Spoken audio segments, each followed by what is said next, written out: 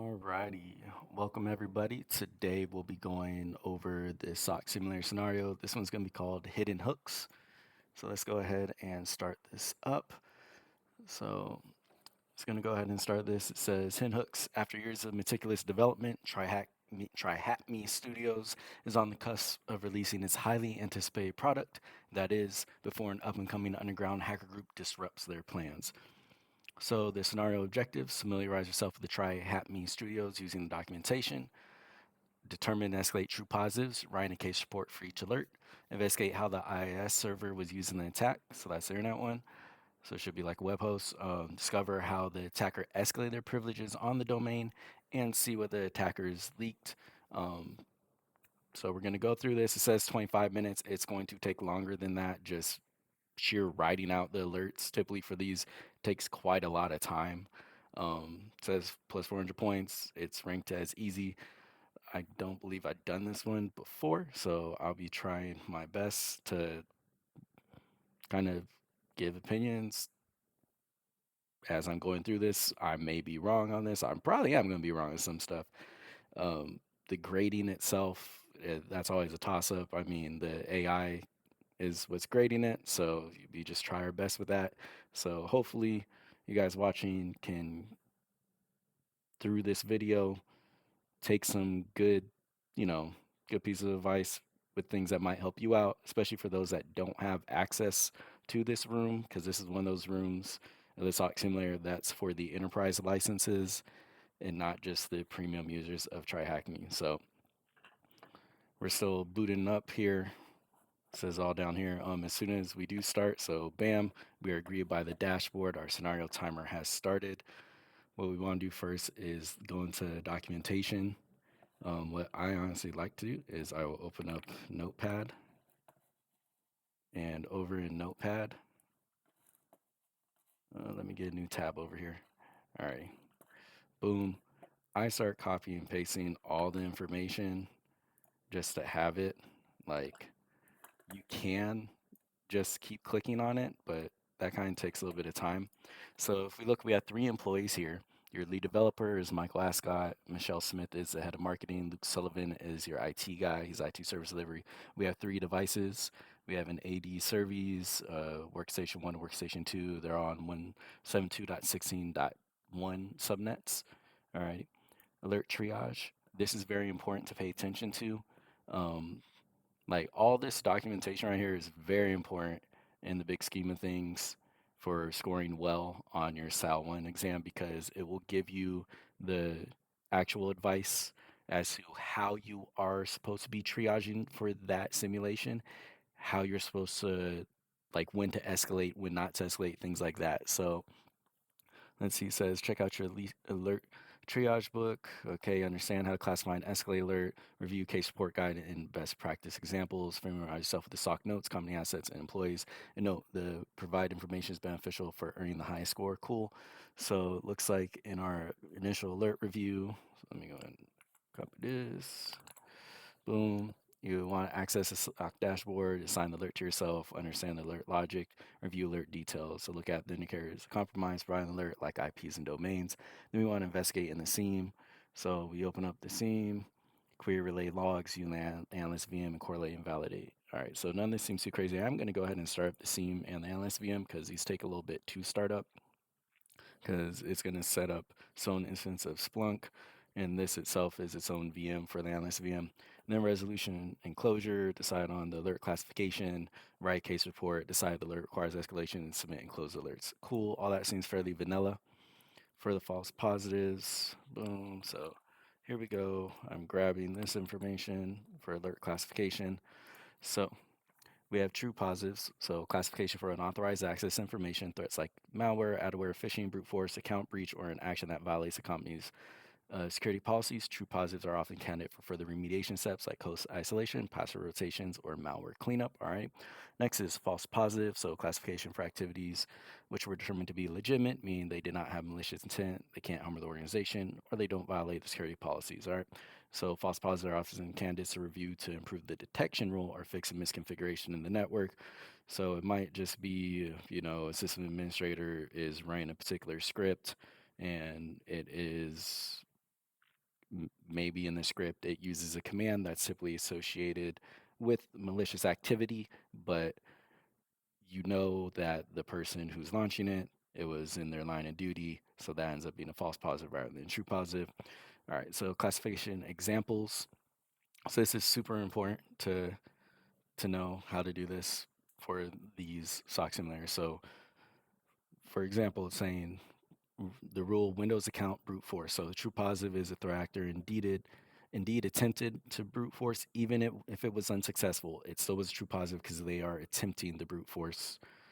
True positive, the contractor ran brute force attack via Hydra without gaining any approval.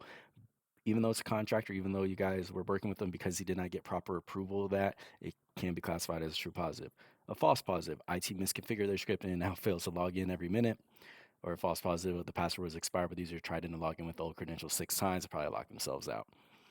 Now, here's some more examples for the rule. Log in from unfamiliar location. The true positive, threat actor used EC2 instance in the US to reach Europe-based employees, or true positive, threat actor used a popular VPN service to access the breached account.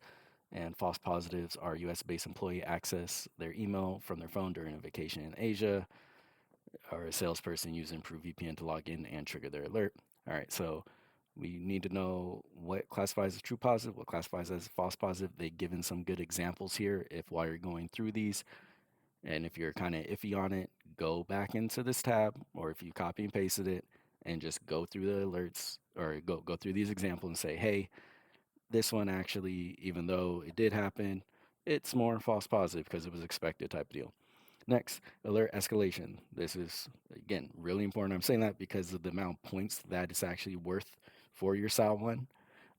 So this says for escalation required, true positive alerts must be escalated if additional actions or remediations are required, or if the alert belongs to a single incident, so a single attack chain, and is connected to other alerts that require escalation. So when is escalation not required? Here's 3 examples. An employee download and unwind or crack software from the web, but the downloader installed was quarantined by AV or removed by the user before execution before any impact. So it's saying AV did its job, even though it was malicious or whatever, it got stopped properly. No further action was necessary, so no further escalation. A corporate mail server received an email classified as phishing and quarantined before any users had the chance to access a malicious email. Again, the tools are doing what they're supposed to be doing, so escalation is not required there. And finally, botnet scanned the corporate network for common vulnerabilities like cross-site security, or so XSS or path traversal, and the activity did not cause any performance or security issues. This one, if it is part of a further attack chain, sure, go ahead and escalate it due to this clause right here saying if it belongs to single incident, single attack chain, but if it's by itself, no, don't escalate it. Now we have 3 examples for when escalation is required. So when the threat actor gained access to the corporate server or workstation, ran a port or network scan from there, even the scan was not successful, no further actions were required. So because they gained access and then you know, they're acting on it. A threat actor tried to dump credentials from the breach file server via Mimikatz, but the attempt was blocked by an existing EDR solution. At that point, hey, Mimikatz was ran, all right, even though it was properly blocked. There probably needs to be some follow-up to see how they got in, what else is going on there. Again, I'm just giving out ideas here, all right? And the final one, the alert was identified as part of a larger attack chain, but was initially misclassified. Here, an analyst needs to go back and update their case reports, and that's an excellent point because the scenarios do not stop. Like, it will automatically stop you once you close the last true positive. All right. You might say initially, the first 2 alerts that you looked at, you're like, these don't de escalation because they're not part of a full attack chain or nothing like where things are doing what it's supposed to be doing. Maybe they're just initially scoping things out and our tools are doing what's supposed to be doing. So they're getting stopped. But later, maybe that attack chain they did turn out to be successful. You do want to go back and edit your alerts to properly reflect and say, no, this is actually part of this attack chain associated with the other alerts that are going on, so that your coworkers know how to properly and contain what's going on here. All right. So we've gone through alert classification. Next is alert reporting. So let's go ahead and read this really quick. Alert reporting, you want to provide a clear and detailed explanation of the reason why the activity is classified as true positive or false positive. Clearly explain why the alert requires escalation and which remediations may be required. Specify the entities associated with the activity detected by alert. So identify who or what was affected, indicate where the activity occurred, clarify when the activity took place, provide all indicators of compromise, all those IOCs associated with the activity. So your networking indicator, so we're talking IPs, ports, domains, URLs, etc. The host indicator, so file names, file paths, hashes, signatures, etc. You want to specify which goals the threat actor attempted to achieve, and optional specify which Meyer technique or tactic um, the activities can be related to. And here's some best practice reports. So they're giving us some examples. So for this true positive for Windows account brute force, this activity is classified as true positive due to the detected brute force attempts from IP address of blase blase to workstation blase blase Windows host on the TryHackMe environment. This IP is flagged as malicious on the try detect this app. The attack target username Bob Taylor. This activity started at this time on this date. After more than 100 unsuccessful attempts, a successful login was detected at 10:27 on this date from a malicious IP to Bob's account. Immediate escalation is required as unauthorized access was detected, necessitating remediation actions like account lockout and password change. So that seemed to do everything. It didn't specify the MITRE technique, but I believe it did majority of this. I don't know if it really explicitly said what the goals of the threat actor was trying to do here, because it just said, hey, he he got access to it. All right. So, but what we are gonna do is we're gonna copy and paste these.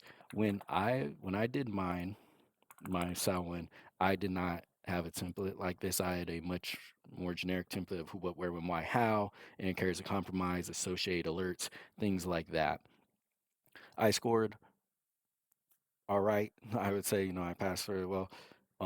Primarily, most of my points was due to the alert classification, whether it was true positive, false positive, and if it needed to be escalated or not.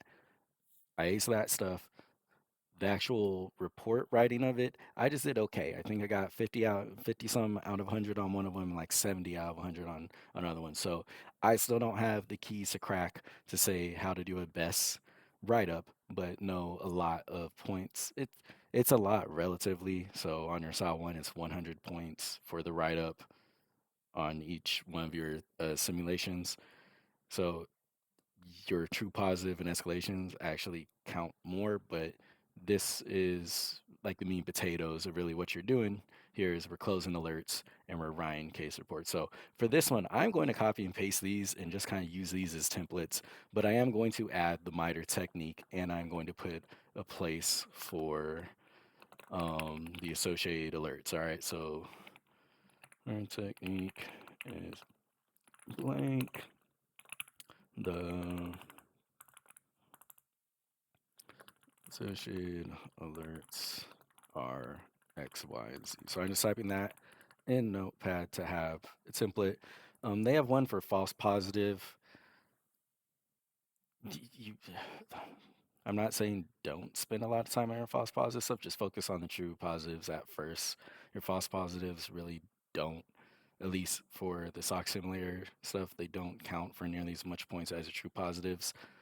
On top of that, I do want to say I was able to talk with some of the TryHackMe staff recently, and some of their higher up people, they were asking for some good feedback, things like that. We talked, we discussed, and one of the things that they are talking about improving for the SOC simulator is potentially adding a legit template just for everyone to go off of, so that you have a good idea of what they're asking for. I do like this, that what they already have here, but it would be helpful for a legitimate template because in your workplace you typically aren't going off the cuff with everything. All right. When you're hired, your place should have a template for you to go off of. All right.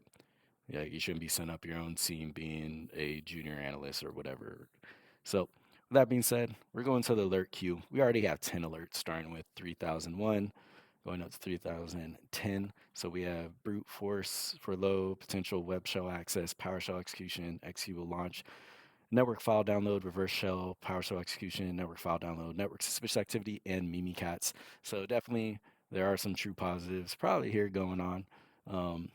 What we want to do is you should want to prioritize and go ahead and tackle the most important ones first. What I'm going to do is I want to see how this attack chain kind of is going on and give you guys a longer look into looking at each one of these, just because I feel that might be beneficial, because you might see another one. Maybe this one's a false positive, maybe it's not, but let's go ahead and just start and looking at it. So for this one, it says web server brute forcing. I'm going to go ahead and click over here. That assigns this to me. Honestly, just open up case report. Oh no, boop, boop, boop, boop. My bad. All right, so let's go ahead and see what we got here. So we do have an IP, and this is not our internal IP. All right, so we can go in Splunk. We can go ahead and search for this and everything. What I'm going to do is I'm going to open up my analyst VM over here. All right, we want to use try detect this, which is their version of like virus total for the SOC simulator. All right, so you can go ahead and click on it. It should launch. Might take a while or whatever. So on the VM here, we have attachments, which have any email attachments. It will deliver their contents to this folder. We have Wireshark, we have PowerShell, and like I said, the try detect this, which is loading up right now. And what I want to do is I want to see, is this a malicious IP or not? Oh, and I launched more than one of them. Don't want to slow anything down. So I'm going to go over here. I'm going to go ahead and say this was a GET request to TryHackMe studios.thm, 15 of them. So let me go ahead and do this. And it is malicious. All right. So already, this is probably going to be part of an attack chain, just judging from what we see here. I mean, now we have Kerberos and successful authentication as part of it. So it just keeps going on and on and on. Um, in the SAL1, you do have a time, I believe it's 2 hours per SOC simulator. So you don't want to spend too much time on each individual one alert, but your first one probably is going to take you the longest because you're setting up your template and everything. All right. This again is from this 42.86.146.137. That's the same one. So malicious. This is still part of that malicious. All right. Let me just say, all right. So for brute forcing, we got potential web shell accessed. Next up is PowerShell execution. So launching PowerShell, no interactive execution policy. So it's bypassing. So I can run. We're looking at this. Who actually ran this on what? So sender system, event ID. We do have some MD5s here. Boom. So let me also do this and see. Boop. So we can go to file analysis, and oh, I guess this is actual drag and drop. I was hoping just to put in like the SHA for it or the hash for it. Oh well. So I want to look a little bit more into that and see if that's actually expected behavior or not. We have an executable launch, which is key pass. So L. Sullivan opened up his keypass.exe, and we can look back and say, who is L. Sullivan? Luke Sullivan is the IT service delivery guy. So he is on, let's see, does it give us any workstations? It does not, but that's okay. All right. So Luke Sullivan just launched KeyPass. So I'm fine with saying that that's just a false positive because, hey, it's going there. And I don't want to write case report when I have more than one here because it can assign a case report for all of them at once. So you can do this any way that you want. What I'm just trying to do is I'm trying to clean up because there's so many of them. So all I'm going to do is say false positive. Boom. So what we can do is we can put in, you know, this whole, that's what the example is. So this activity is classified as false positive and really say what's going on. We can say IT staff member Luke Sullivan successfully launched KeyPass, which is a credential management system. It is intended behavior. There is no indicators of compromise, that type of deal. But all I'm going to do is I'm just going to put this activity is classified as false positive simply because we are in this SOC simulator. Don't, if you're in your regular workspace, obviously put more effort in that. I'm just cleaning up. All right. I'm just trying to clean some of this up. All right. So network file download. Who downloaded it? Is it going to show us who did it? All right. So this is a PowerShell, and it is trying to find NC. So this is most likely tied to this PowerShell of 303. So PowerShell is being launched. PowerShell is reaching out to this 42.86.146, which if we remember, oh great, it went away. 48,000. All right, because NC essentially just netcat something like that, trying to set up a reverse shell. So yeah, it's still the same threat actor. So I did that, download it. Then what do you know? He gets the proper reverse shell up with netcat 64. Boom, called it back. Then we see this PowerShell execution. So they're trying to let's see, get AD user. So now maybe they're looking around because are we still on? Let me see. So we can search in here for this user. Let's see, maybe boom. Alrighty. So 5 things. So we have PowerShell, and if you look, yeah, he goes on to launch Mimikatz. All right. That's what we just saw, right? There was that execution policy is such bypass. He's doing get AD user. All right. So this is part of the attack chain. File network download. Okay. Now he's pulling from that same place. So he got netcat. Now he's getting Mimikatz. Alrighty. Then we have suspicious activity. This is from Sullivan. He is querying DNS. He's using Firefox. Okay, this is probably boom. And if we know the description, potentially it detects potential suspicious DNS activity. Don't for that. This rule is still the process of being fine tuning. You're gonna see that through things where it's gonna say, hey, this is actually, you know, where we recently implemented this rule. Expect false positives. Do not escalate. Stuff like that. All right. So for this one, boom, false positive. This activity is classified as false positive because it is our IT guy just using Firefox to get some DNS information. There we go. Because actual true compromise is going on the web server where they have downloaded Mimikatz. So PowerShell, they're pulling down Mimikatz. Now we have alert that strip says Mimikatz. All right.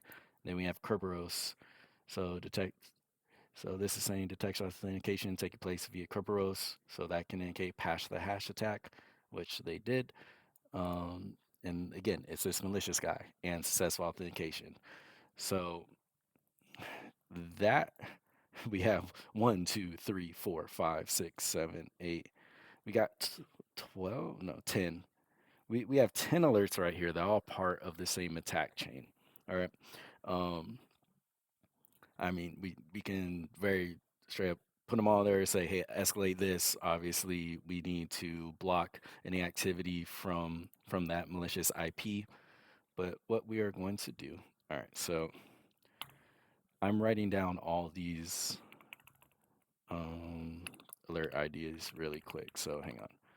So 3003, 3005, 3006, 3007, 3008, 3010, 3011, 3012. Okay.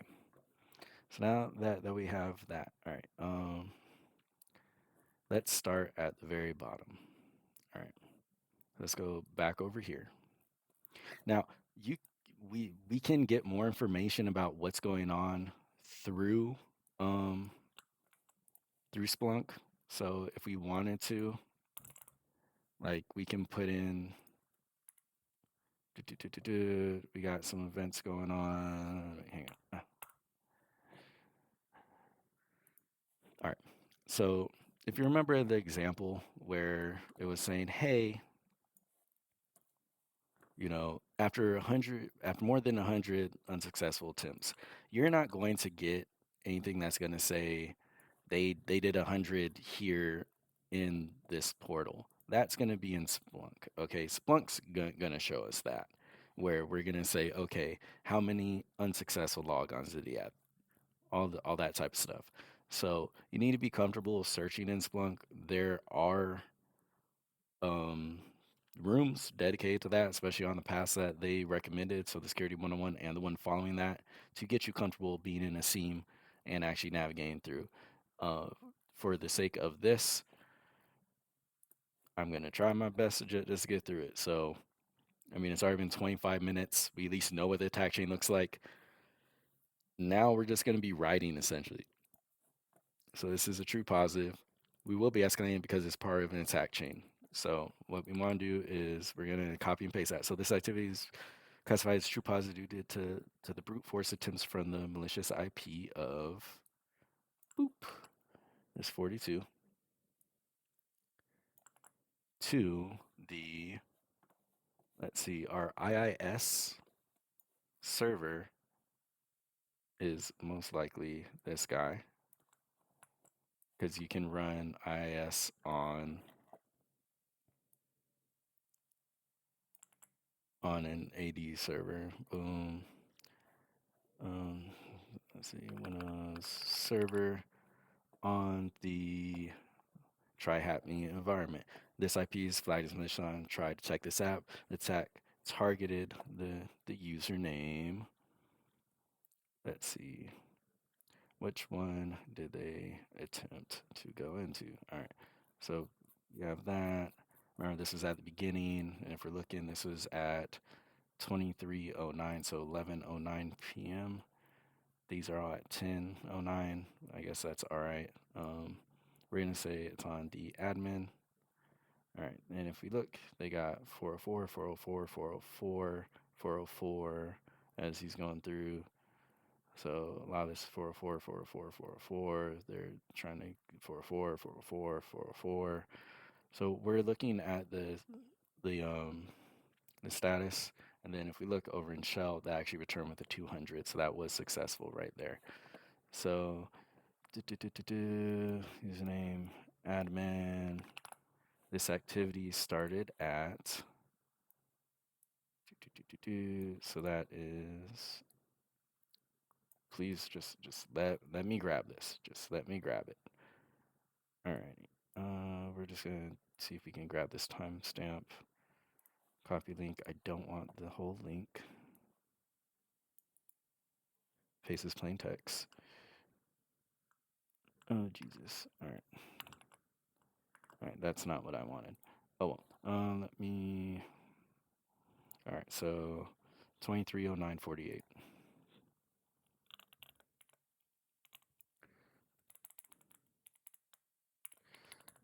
Let's see. And if you look, this is pretty close to it.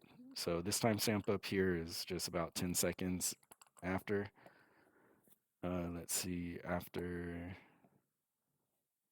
All right, so after more than 100 attempts, no, we don't have 100 attempts. We have, how many did we say? 1, 2, 3, 4, 5, 6, 7, 8, 9, 10, 11, 12, 13, 14. All right, 14, then he gets to that, but I'm not seeing actual username. All right, so let me do, hey, quit it.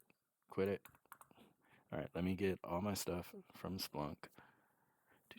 So it looks like we only got 25 events. That's not a whole lot. Let me change the date range and see if I can get some more. So let's just go back. Let me see if this brings up more.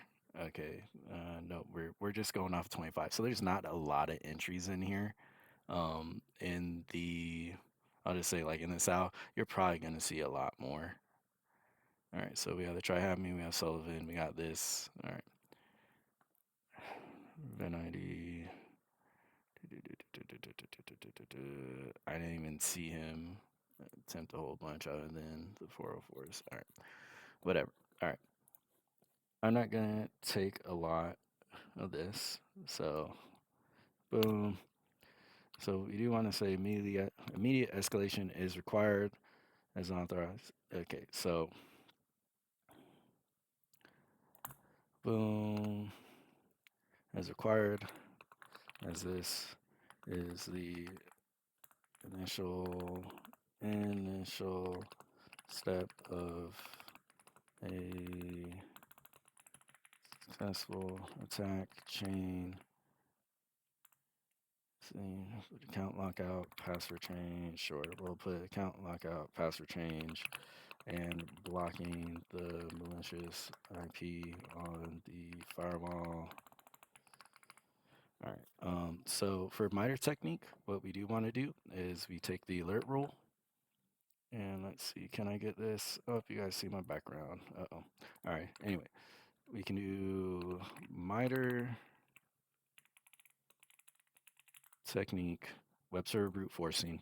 So what you can do, because this is optional, what we're looking for is brute force. We're looking for this ID. So this thing right here, it might be a sub technique, but we have rooms that go over the MITRE framework or the attack hole database thing. It's a whole bunch of techniques that malicious actors use. It's great because you can see who's using them in the real world, kind of what to do. There's mitigations here, so you can use information like this to recommend stuff into your ticket. So like, hey, having proper multi-factor authentication could stop this. Account use policies, things like that. So what did I say? Boom, bap, this. My technique is brute force. All right. And we are going to do, all right. So associated tickets are all of these. I'm not including this first one. All right. And we do want it to be escalated because it is part of an attack chain. So that being said, the first one takes the longest, all right? Just getting comfortable, just seeing what else is going on here. Next up, we know this potential web shell was accessed. So let me go ahead and do this. Go and write a case report. It's true positive. Boom. Detected. Let's see. Due to a successful web shell being accessed from this, bam, we are going to grab the time. So that's at 23:10:38 on the same date. Boom, immediate escalation is required. I definitely spelled initial wrong. Oh, maybe. Alrighty. My technique is not that. We are going to do this. All right, but we do want to put now 2001 because this one's 2002, so I don't need that right there. Hit yes. We'll go over here to the MITRE stuff. We want to search for potential web shell act. So I'm just gonna put in web shell. Alrighty. Maybe it might be this password guessing. Nope. Maybe it's password cracking. Maybe it's password spraying. Credential stuffing. So as you see, that just kind of went a little bit further into it. We are talking about initial access.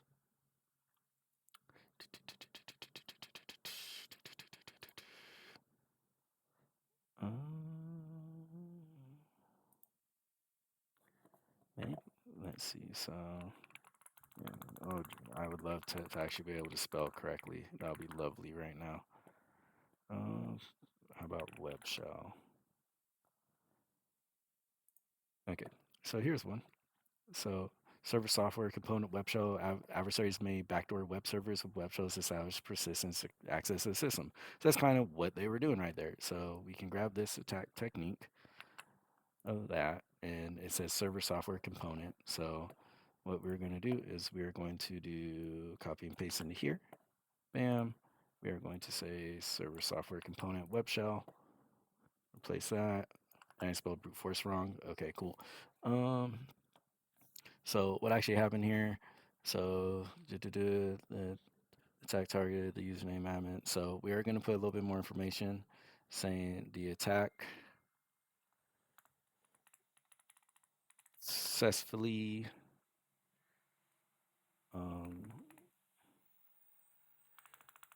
access the web shell hosted on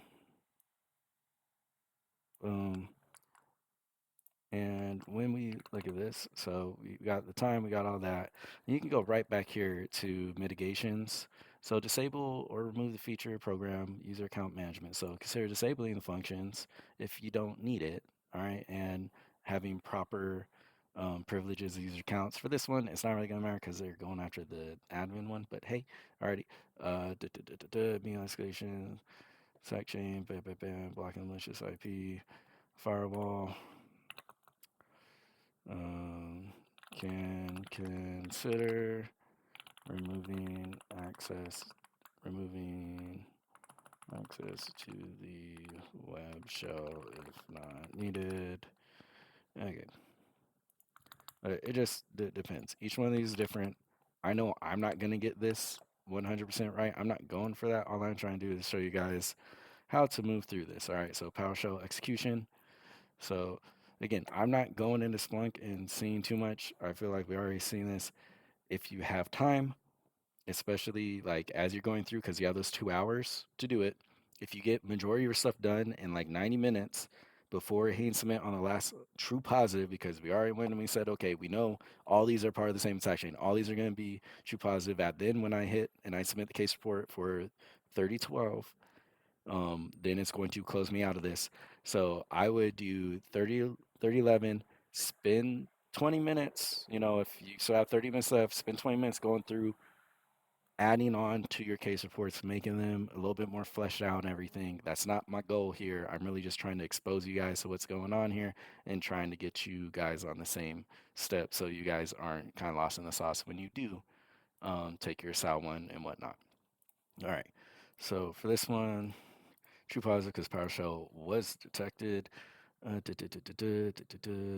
so we went through here. So all that they're doing is they are launching PowerShell here. So again, we do this, we get our things up, we put in, we replace that alert number. We're gonna just copy and paste this right on in there. Due to, and I spelled successful wrong. Okay, whatever. All right, due to PowerShell being successfully launched.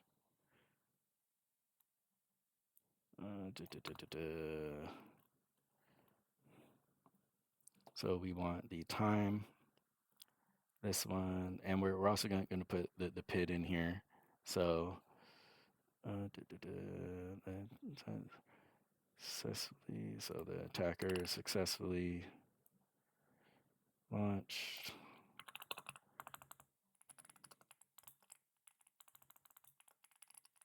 PowerShell on boom. Okay, and I'm not the most organized when I think. I like to think logically, who, where, and why, how, and everything. But if I'm typing stuff, then I just kind of bounce around. All right. So what we do want to do, so another indicator compromise, associated PID is Jesus. All right. It would be great if that actually helped me out. All right. So you have the parent process ID that I want this process ID, which is 6560. Boom. We are going to say this start off at, so you can look over here, and we do have the PowerShell right there. All right, that initial one is there. It was at 10:12:08, which is 10:12. 08. I'm starting to think this time is a little bit wrong, but oh well. Because it says its timestamp is 23/12/08. If you look over here, this is off by an hour. So to clean it up, you probably should go through and make it all coherent with the times and everything. For the sake of this, between Splunk and the scene and this dashboard, they're a little bit off on their times. Oh well. All right, so the sensitivity is classified as a true positive due to PowerShell being successfully launched from the IP address on um, to the server on their environment. This IP is flagged as malicious. The attacker successfully launched PowerShell. This activity started there. The associated PID is this. Then we're going to put the command. The PowerShell command is being ran is, then put in quotes.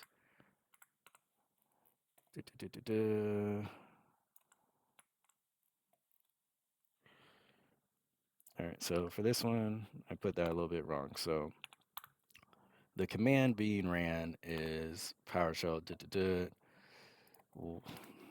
which will launch PowerShell, which will launch a PowerShell session.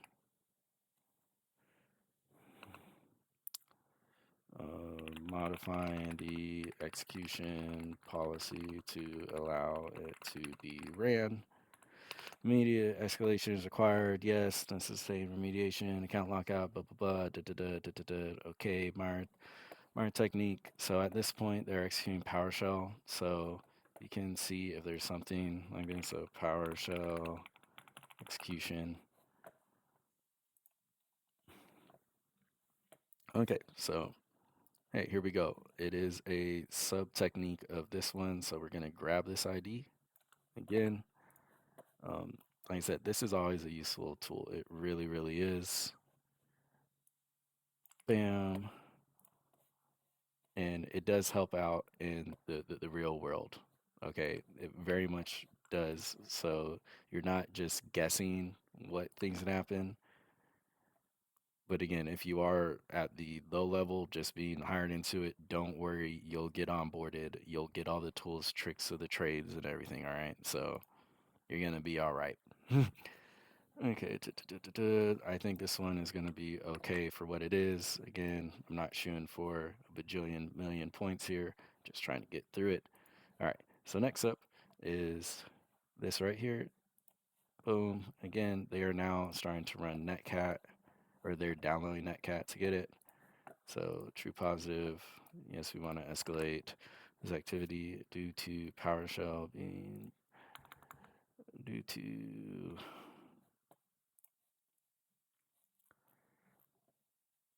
let's see. So we are going to say due to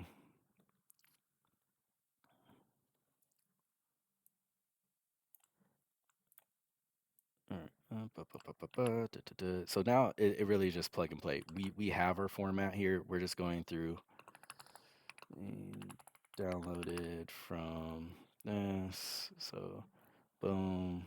Then we're gonna put on port 8000 because that's what port is listed. So through PowerShell with PowerShell. All right. So this one ran at 23:14:38.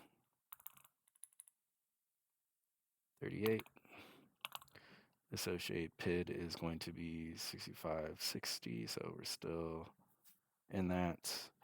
Alrighty, the command being ran is this, so we're going to copy and paste this into here.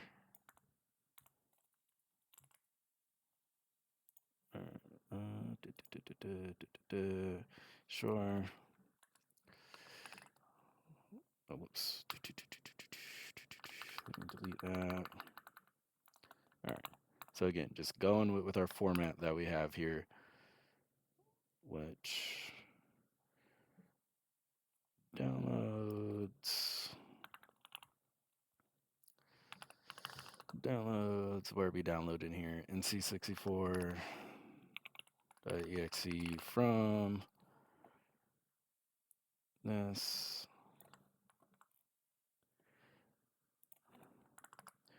Alrighty.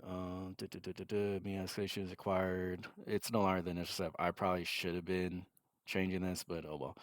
This is required, as this is part of a successful activity change. Blah blah blah. Meyer technique. All right. So we are gonna put a little bit about netcat. Let's see. NC64 is a tool frequently used by adversaries to install backdoors on their targets. Okay, so we do want the MITRE technique as well, and we want to change what alerts that we have. So this one I believe should be 3003. Yep. Alrighty. So for the MITRE technique, they are now putting files onto their stuff. So file download. Let's see if we can put what is it, maybe netcat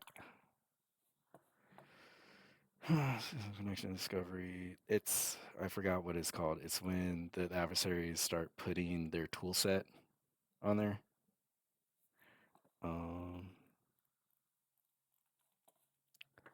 So ingress tool transfer. Here we go. Because they're transferring tools or files from their external system into the compromised environment. So we're going to go ahead and do this.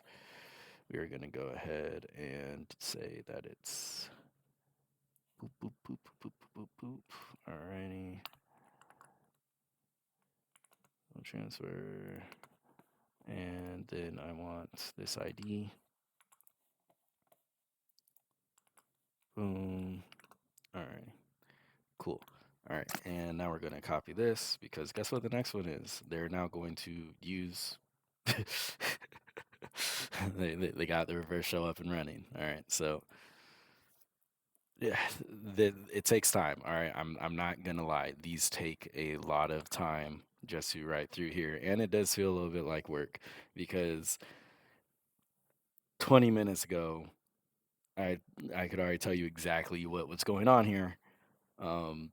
In real world, you would not then spend an hour writing all these case details. You would immediately escalate it and get eyes on it. Um, yes, you are putting in pertinent notes, like put just, hey, this is all part of an incident. This is what we're seeing.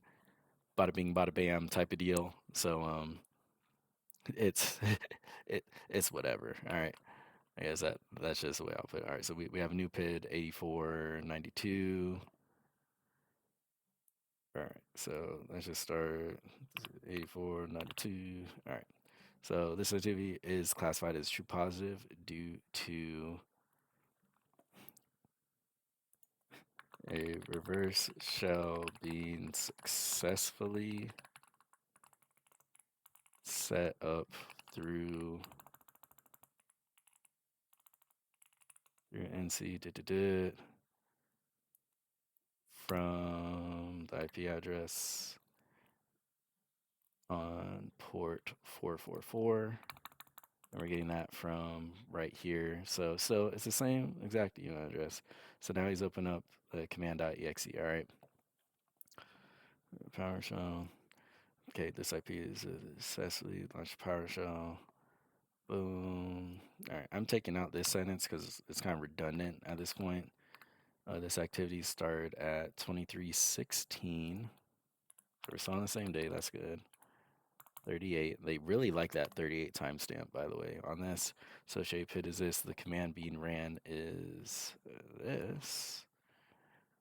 Boom. I mean, this is, yeah. Anyway.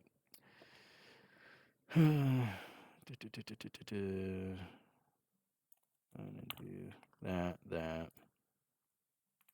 which then which sets up a reverse shell using netcat on port 444 on IP. We already know this. We already listed this. It's redundant, but hey, here we go. Okay. Mean escalation is part of it. Yes, alrighty. We are no longer in the ingress tool transfer. We are now full blown in reverse shell. So let me go ahead and do this. All right.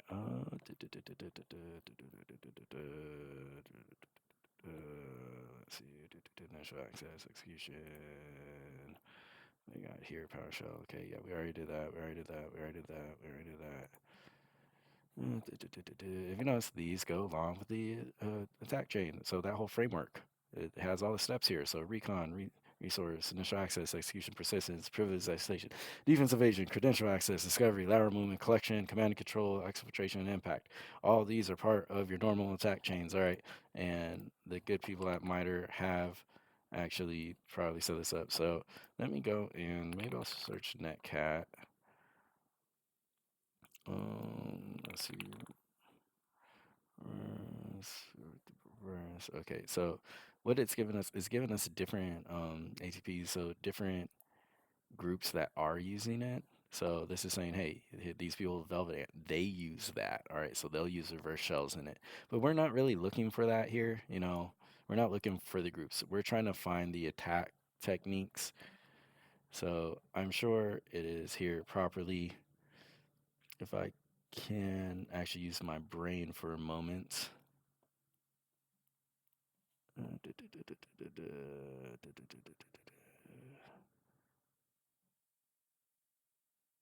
I don't think it's still an ingress transfer tools because we already got that.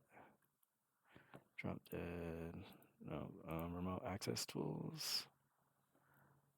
Is it actually going to go into that? I'm not going to spend too much time on this. Like, straight up. Like, hey, it's all right. Okay, I got 90% of the meat and potatoes I'm looking for here, and then I want to say the associated alerts are we're gonna remove 6 and put in 5 because this is that one. We're gonna copy this. We're gonna go ahead and submit and close that because you can't spend forever working on alerts. For the exam, sure, you have 2 hours. All right. So now this guy is now he's able to go ahead and do fun stuff. He's getting the 80 users, so he's trying to figure out which accounts also live there. All right. So he got in under one account. Now he's gonna look around so he can potentially move laterally and whatnot. And hey, cool. Bada bing, bada bam. All right. So this one needs to be 6. Do that. Okay, I put in 2 steps. All right. So a true positive due to PowerShell being executed. Okay, so now we're back at PID of 6560. All right, here's our command, which is used to gain additional information on users in the environment. Okay. Boom. Boom. All right. So it is now being ran locally on there. We need to change the date to start. I mean, I probably should say, hey, this activity didn't really start there, but oh well.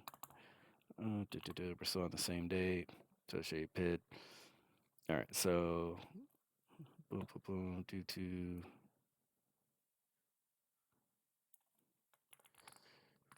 PowerShell being ran.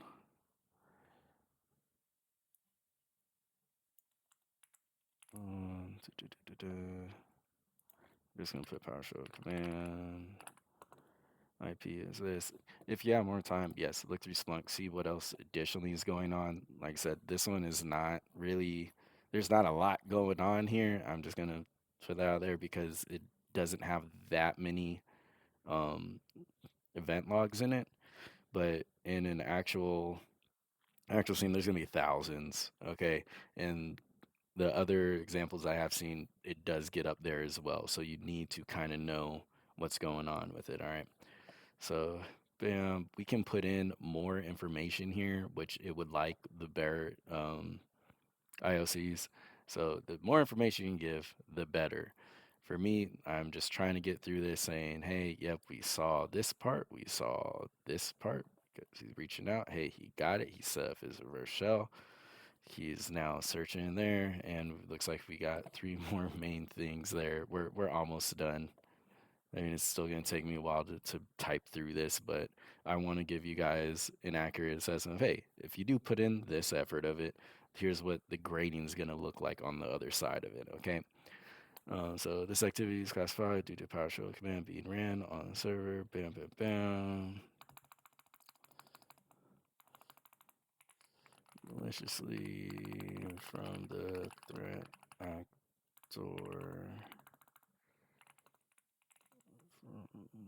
This. Okay, so we don't need the port information because that's not going, but we do know.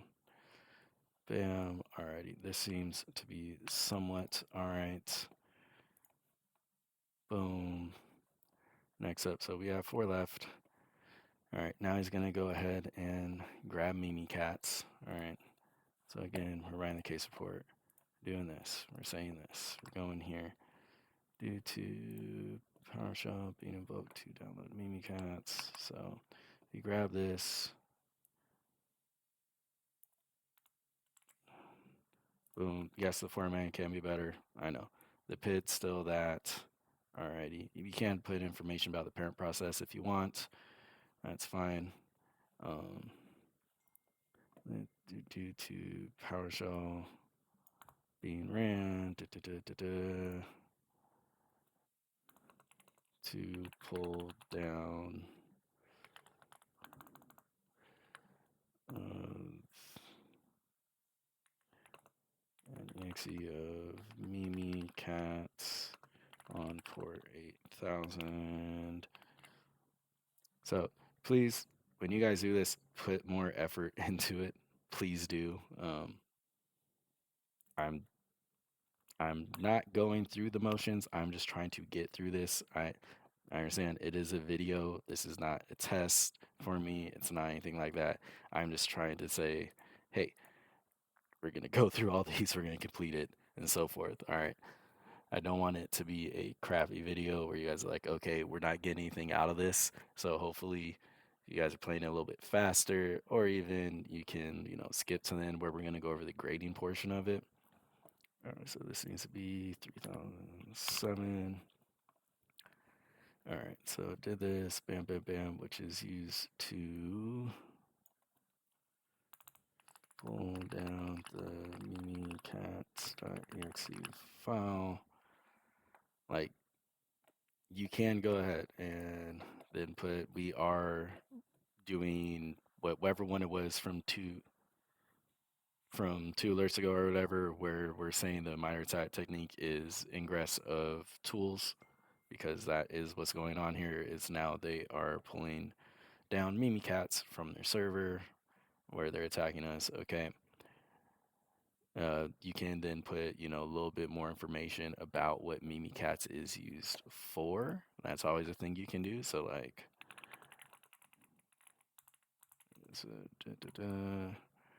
so hey, there we go. Mimikatz is an open source application that allows users to view and save authentication credentials such as Kerberos tickets. And part of the attack chain is we got they're messing with the Kerberos tickets. So bam. One of Mimikatz. Let's see. Mimikatz can be used to view and save authentication credentials. All right. You can put in more for immediate actions because they probably should not allow that exe to run. I mean, if you're not using Mimikatz in your environment, there is no reason why it should be allowed to run. It needs to be, app lockered, all that other stuff, just so that it doesn't start running, okay? So let's go ahead and copy paste that. We're gonna go ahead and close this. All right, we have 3 left. Hey, what do you know? Mimikatz is being ran. All right. So we are going to then say, write our case report. It's true positive. Yes, we want to escalate this. It's classified as true positive due to Mimikatz being ran. All right. We're gonna copy and paste that due to Mimikatz being ran. Actor.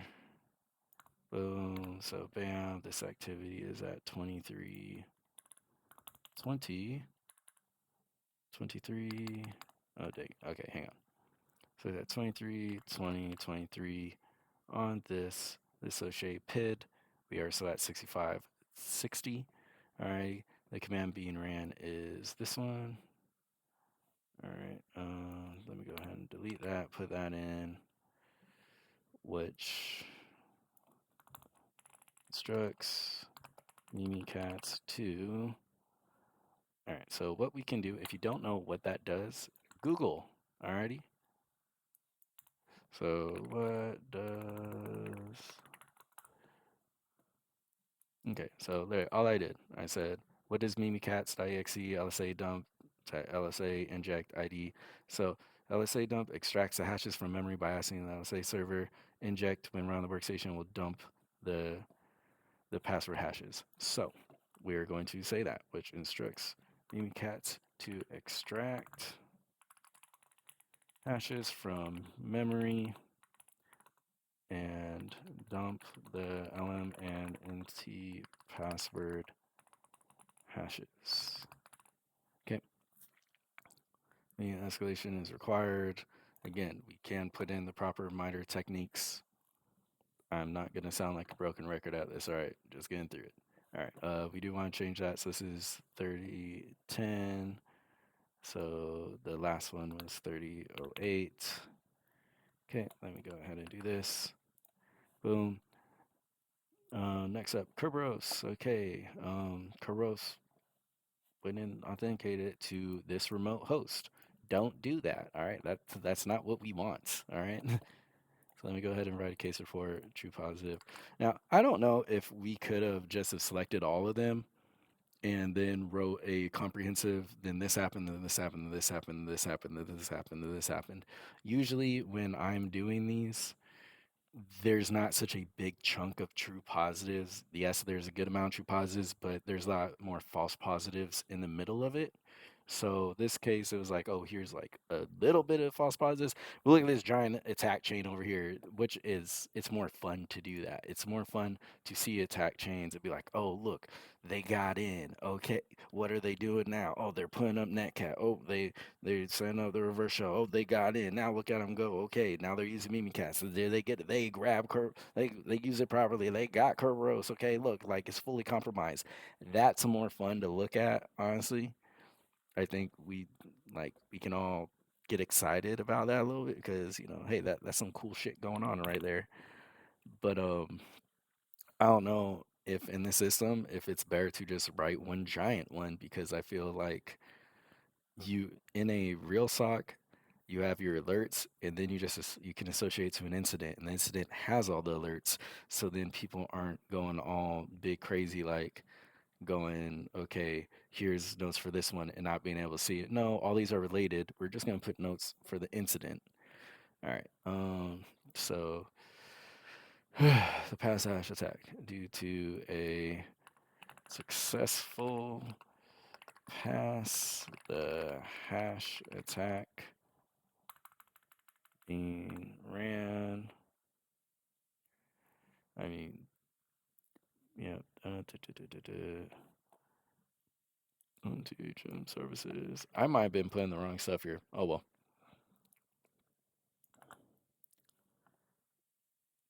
The activity started. Did I already put this? 23, 22, 23 on this day. The associated PID is 676.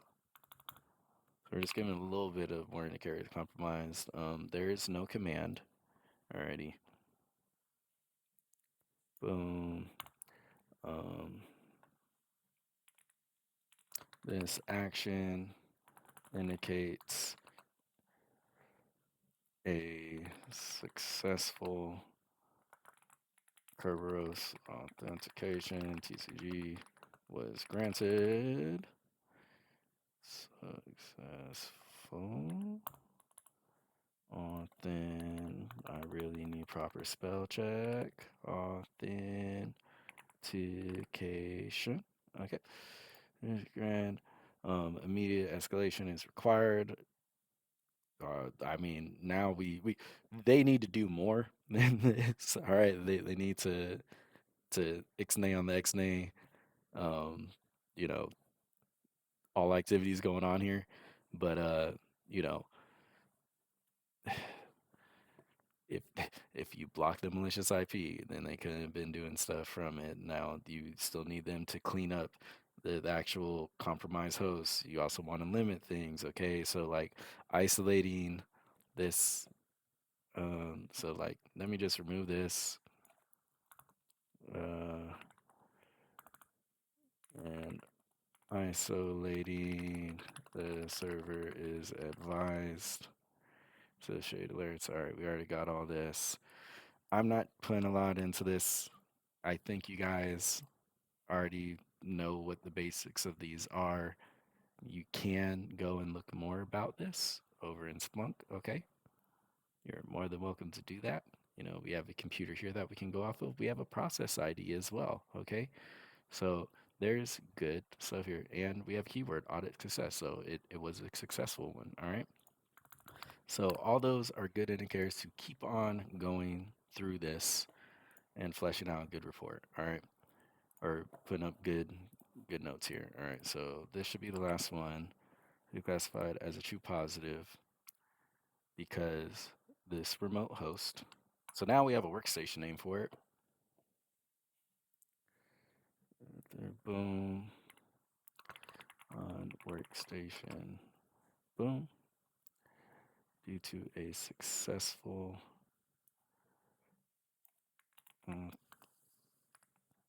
this word's going to be authentication. No, now I'm spelling it wrong. Jesus. You know what? I'm done with it. Here we go. All right. Boom. And I know that just did that. So then we go ahead and do this. All right. Hopefully you guys can see this. I know usually I put my picture there, so I'll make it a little bit smaller. All right.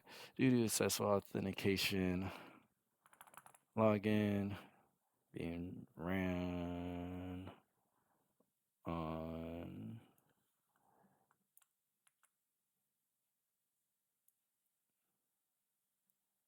all right, so we're going to remove all this.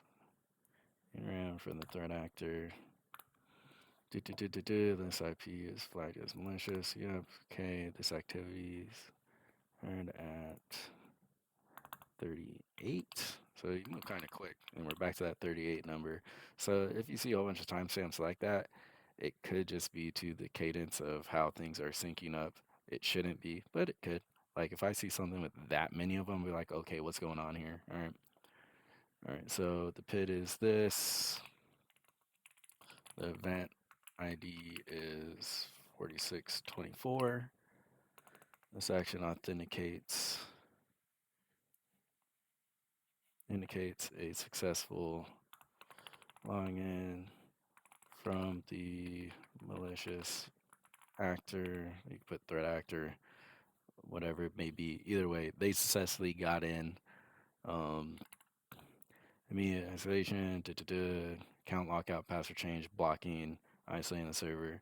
So most of these are at least at a high level recommendations. We can go a little bit further. All right. And now here's kind of where a lot of the meat and potatoes do come in is this, where we're going to get actual good feedback. So if you skipped most of this video, welcome to the actual good feedback. All right. Because the AI does the grading for it. All right. So hooray.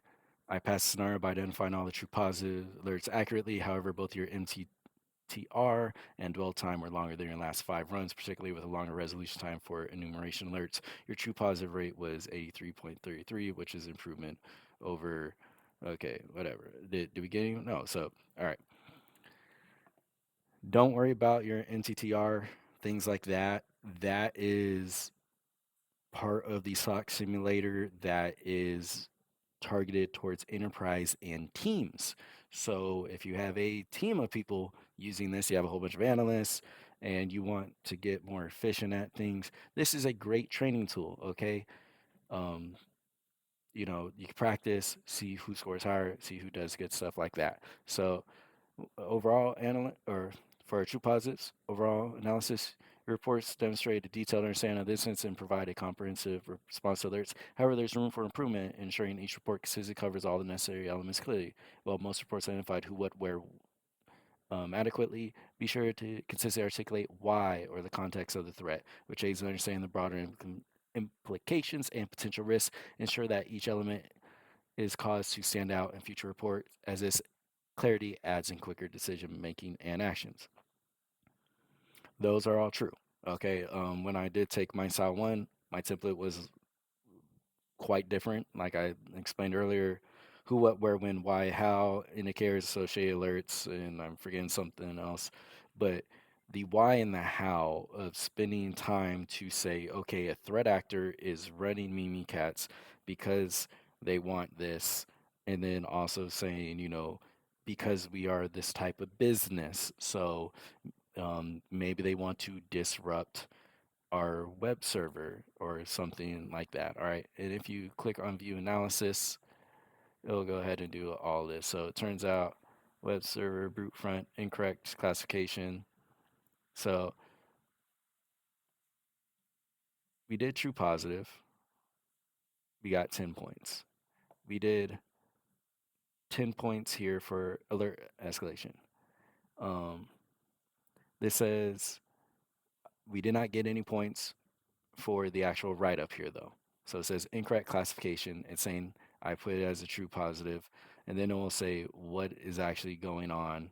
So your report offers a clear explanation of a detected brute force attempt targeting the TryHackMe environment. You successfully identify the nature of the threat, the source IP, the target, the implemented time, which provides a comprehensive perspective on what happened and when. However, lacks details on the method of detection or any mention of whether multiple directories were involved or specific scanning tools were detected. Additionally, while you include a structured plan for responding to alert, associated Meyer technique, further discussion on remediation steps could enhance overall clarity. Keep working on thoroughly detailing each element to ensure all areas are covered. Your explanation of who, what, where, when, and why is solid, but expand on how could improve the report's depth. This is where we can kind of get into the tit for tat type of deal. Should I have gotten 0 points for that write up? Despite it saying, hey, you did this stuff, but it lacks some stuff, but it's saying incorrect classification being 0 out of 20. Uh, this is just for the SOC simulators. All right. Your SAL1, the rubric is a little bit different. Your incident classification, like I said, is like 150, 150, and your write up's 100. For the SOC simulator stuff, it's different. So for this, it's 10, 10, and 20. So they're on equal footing. All right. Same thing. So 10, 10, 15 for this one. So, um, yeah, like this one though, this one I got all 15. 15, 20, 15, 0, like 15, 20, 10, 10 out of 15. Okay, that was something. All right. And 15. So things can be slightly hit or miss. For the ones that I did get 0, what it mainly was asking for, from at least what I could tell at first glance, was just, hey, we want a little bit more information about what actually is going on here. So this one, talking about the parent process. All right. Um, do, do, do, do, do.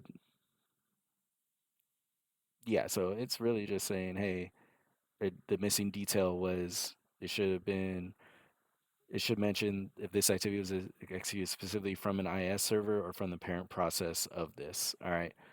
And I want to say which even one was this?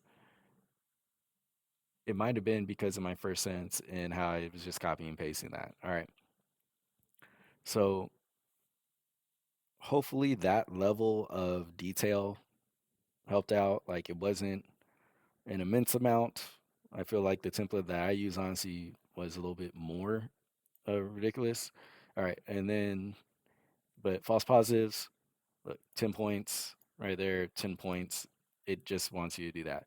We're gonna look into the true positive identification rate, which we got all of them right.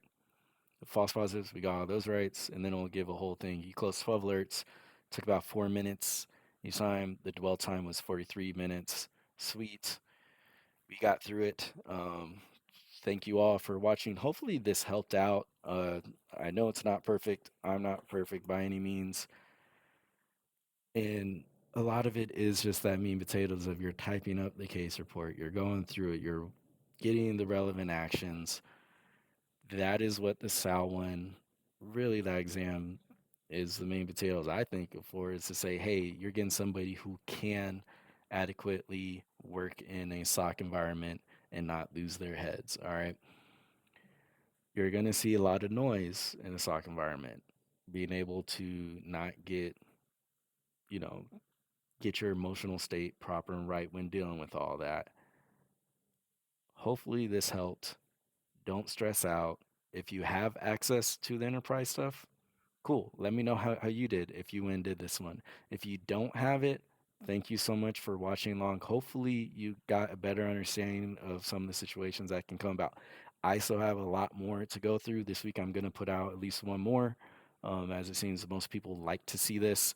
I will say, from talking with the TryHackMe people, they are like they're going to be developing more for the SOC simulator along with other future cool products and stuff. If you are watching it this week, or if you're watching this video this week, there should be a new certificate coming out that's offensive based. I'm fairly interested in that, so I will be hopping on that train as well to learn about that. I'll be recording stuff for that as well. I'm not giving up on this stuff because this is good information for everyone and I get to practice and why not? All right. But they are looking at improving the current SOC simulator. All right. They're looking at making things easier, whether it's the templates that we talked about earlier, as well as cycling through different scenarios. So we just did whatever one that this was. It's not fishing and folding. That's the next one. It doesn't even say which one it was. But this one, maybe later in time, might become the free one, or it might just get rotated out. Like we'll see. But hey, thank you all for watching. This video is long enough. Hopefully I can get this uploaded pretty quickly. I'll see you in the next one, guys. Thank you.